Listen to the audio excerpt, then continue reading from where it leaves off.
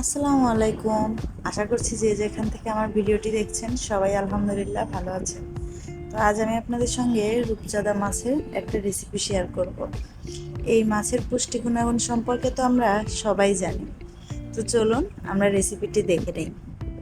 তো আমি প্রথমেই এই মাছটা ভালোভাবে কেটে ধুয়ে পরিষ্কার করে পানি ঝরিয়ে নিয়েছি।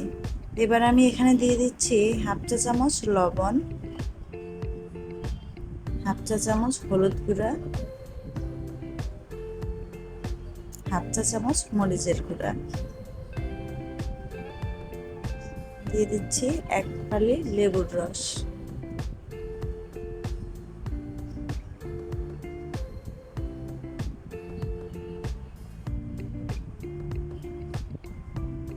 এবার ভালোভাবে এই মশলাগুলো আমি মিশিয়ে নেব।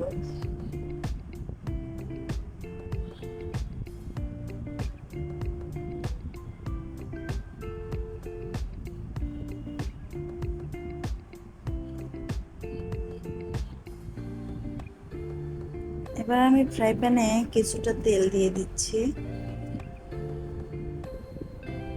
তেলটা গরম হয়ে এলে আমি মাছগুলোকে একটু হালকা ভেজে নেব।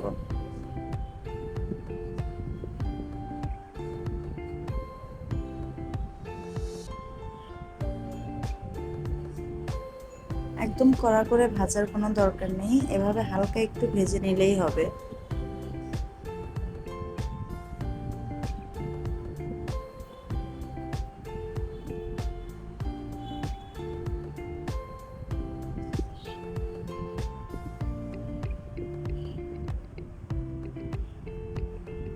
এভাবে আমি সবগুলো মাছ ভেজে নিয়েছি। এবার আমি ওই তেলেই কিছুটা পেঁয়াজ কুচি দিয়ে দিচ্ছি।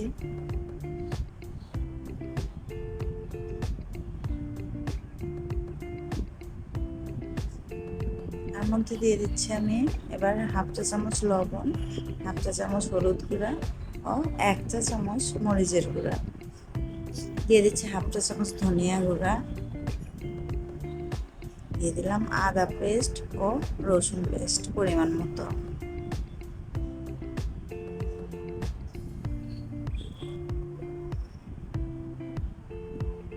মশলাগুলোকে একটু ভালোভাবে কষিয়ে নিতে হবে। তার জন্য আমি এখানে দিয়ে দিচ্ছি অল্প একটু পানি। মশলাটা কষানো হয়ে গেলে আমি এখানে দিয়ে দিচ্ছি দুইটা ছোট সাইজের টমেটো।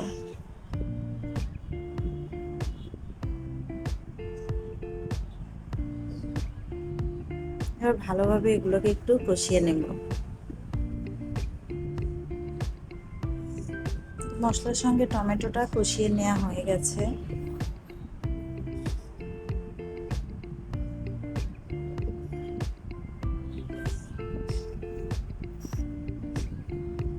এবার আমি 1 কাপ পানি দিয়ে দিলাম। পানিটা ফুটে উঠলে আমি তার মধ্যে মাছগুলোকে দিয়ে দেব।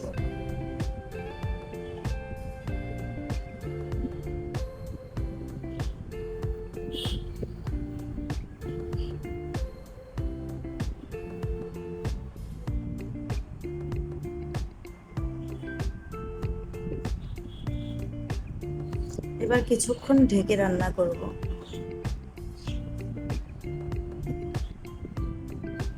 দিয়ে দিচ্ছি 2-3টা কাঁচামরিচ, এভাবে ছোট করে কেটে দিয়ে দিন, আর একটু ধনিয়া পাতা।